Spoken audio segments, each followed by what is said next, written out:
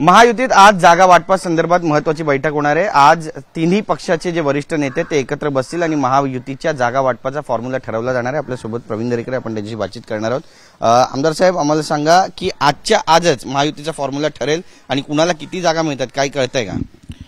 नाही, मला वाटतं अशा प्रकारच्या बैठका तर चालू असतात आणि त्या निवडणुकी जवळ येत असल्या कारणानं याचा निश्चितच स्पीड वाढणार आहे आणि त्याच्यामुळे मुख्यमंत्री, दोन्ही उपमुख्यमंत्री या विषयासंदर्भात त्या ठिकाणी चर्चा विनिमय करून बऱ्याच अंशी जागा वाटपाचा निर्णय त्या ठिकाणी मार्गी लावतील असं मला वाटतं।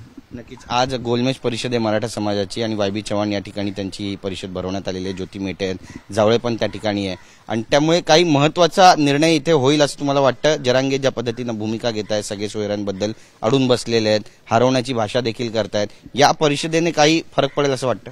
मला वाटतं मराठा समाजाला आक्रमकतेची किंवा आंदोलनाची पार्श्वभूमी आहे, त्याच्यामुळे मराठा समाजाचं आंदोलन काय आज त्या ठिकाणी सुरू नाहीये। तर अण्णासाहेब पाटलांपासून जावळे साहेब, मेटे साहेब अनेक धुरीणांनी मराठा समाजासाठी लढे उभारले, आंदोलनं केली, परिषदा घेतल्या आणि समाजाच्या हिताचा विचार केला आणि म्हणून तशाच प्रकारे मराठा समाजामध्ये वेगवेगळ्या प्रकारच्या संघटना, नेते कार्यरत आहेत आणि त्यांनी आज त्या ठिकाणी वाय.बी. चव्हाणला जर परिषद घेतली असेल तर ती मराठा समाजाच्या हितासाठीच असेल असं मला त्या ठिकाणी वाटतंय। नक्कीच, पण याचा ओव्हरऑल मराठा समाजावर काही परिणाम होईल असं तुम्हाला वाटतं? मराठा समाजाच्या हिताचा काही निर्णय त्या ठिकाणी होईल? जर मराठा समाजाचा हिताचा विचार करणारी परिषद असेल तर मराठा समाज त्या ठिकाणी स्वागतच करेल, कारण शेवटी मराठा समाजाचं हित कोणी काही एकट्यानेच केलं पाहिजे असा काही अलिखित करार वगैरे त्या ठिकाणी नाहीये। त्याच्यामुळे मराठा समाजाच्या हितासाठी जे नेते, ज्या संघटना पुढे येतील त्याचं मराठा समाज स्वागतच त्या ठिकाणी करेल। नक्कीच, अजितदादांकडून एक माहिती येते आणि ती म्हणजे आता मुस्लिम उमेदवार ते देणार आहेत आणि MMR रिजनमध्ये पण हे उमेदवार दिले जातील। एकूण 10 उमेदवार राष्ट्रवादी मुस्लिम समाजाचे उतरवण्याची तयारी करते, याकडे कसं पाहता? मला त्याची अजिबात कल्पना नाहीये। शेवटी अजितदादांच्या वाट्याला ज्या जागा येतील तिथे कोण उमेदवार उभा करायचा हा अजित पवार यांचा अधिकार आहे, त्यांच्या पक्षाचा निर्णय आहे। त्याच्यामुळं त्यांनी कोणाला उभं करावं हा काय आमच्या पक्षाचा विषय होऊ शकत नाही, महायुतीचा विषय नाहीये। त्यांच्या वाट्याला येणाऱ्या जागांवर तेच उमेदवारीचा निर्णय घेऊ शकतात। दादांची कुठेतरी नाराजी असं म्हणावं, कारण ते म्हणतात की वाचाळवीरांनी बोलताना तारतम्य बाळगलं पाहिजे, विधानं करताना काहीतरी तारतम्य बाळगलं पाहिजे, कारण याचा फटका जो तो महायुतीला बसतोय। त्यामुळे पक्षश्रेष्ठीनं जाऊन ह्या सगळ्या गोष्टी सांगणार आहे असं पण माहिती सूत्रांकडून मिळते, काय म्हणाल? नाही, मला याची कल्पना नाही। प्रत्येकाला तक्रार करण्याचा, पक्षश्रेष्ठींना सांगण्याचा अधिकार आहे, पण तशा प्रकारचं काही झालंय असं मला वाटत नाही, कारण राज्यातली तिन्ही पक्षाचे नेतृत्व सक्षम आहेत। ते एकत्रित बसून जर काही अशा प्रकारचा विषय असतील तर मार्ग त्या ठिकाणी काढतील।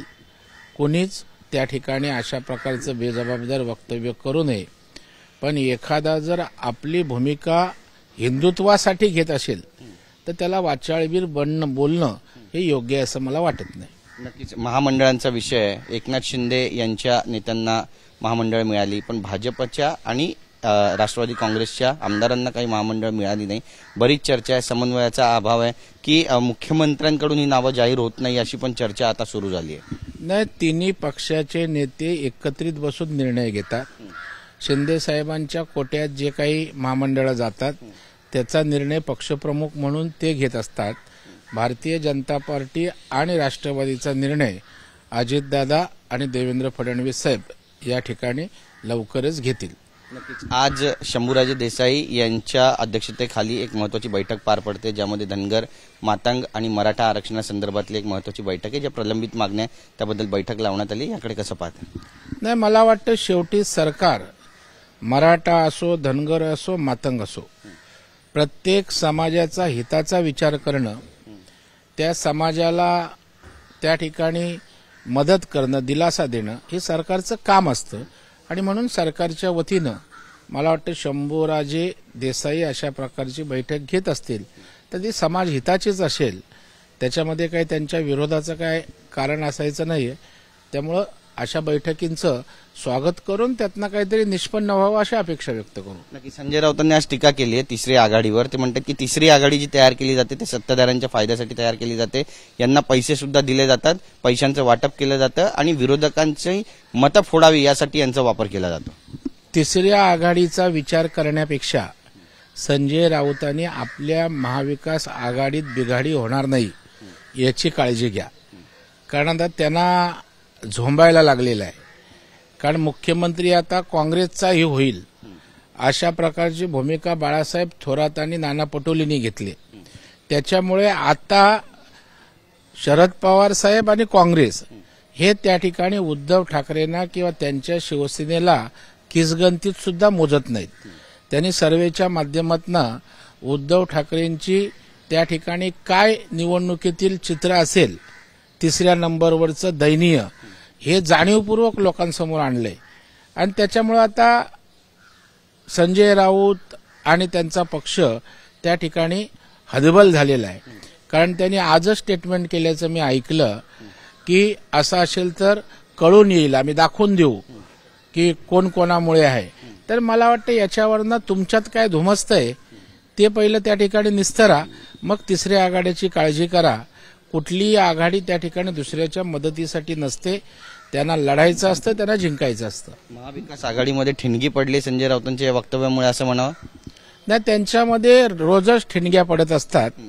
आता त्याचा विस्फोट कधी होतोय याचीच त्या ठिकाणी वाट बघावी लागणार. नाही, पण जो स्ट्राईक रेट काँग्रेसचा राहिला लोकसभेमुळे आणि शिवसेनेचा उद्धव बाळासाहेब ठाकरे पक्षाचा जो स्ट्राईक रेट राहिला त्यामुळे त्यांचा जो से आहे तो आता कमी झाला असं म्हणावं?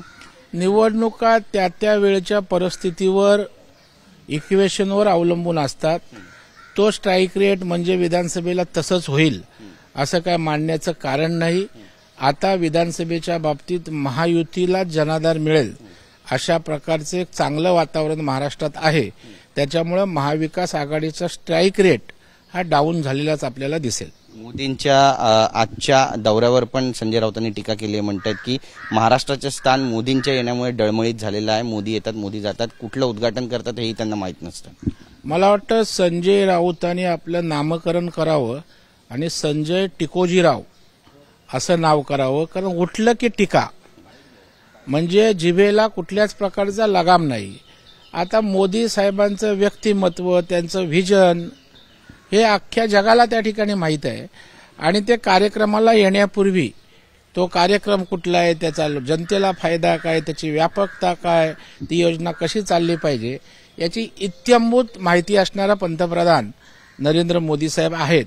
आता राऊतांच्या दृष्टीलाच कावीळ झाले तर त्यांना जग संपूर्ण पिवळं दिसणार.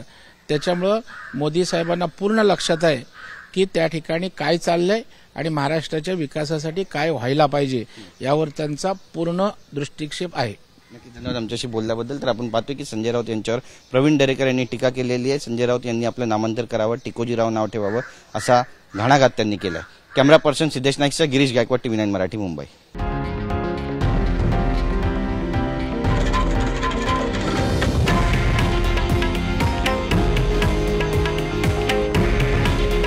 हे आहे देशातील नंबर 1 न्यूज नेटवर्क आणि आपण पाहत आहात TV9 मराठी.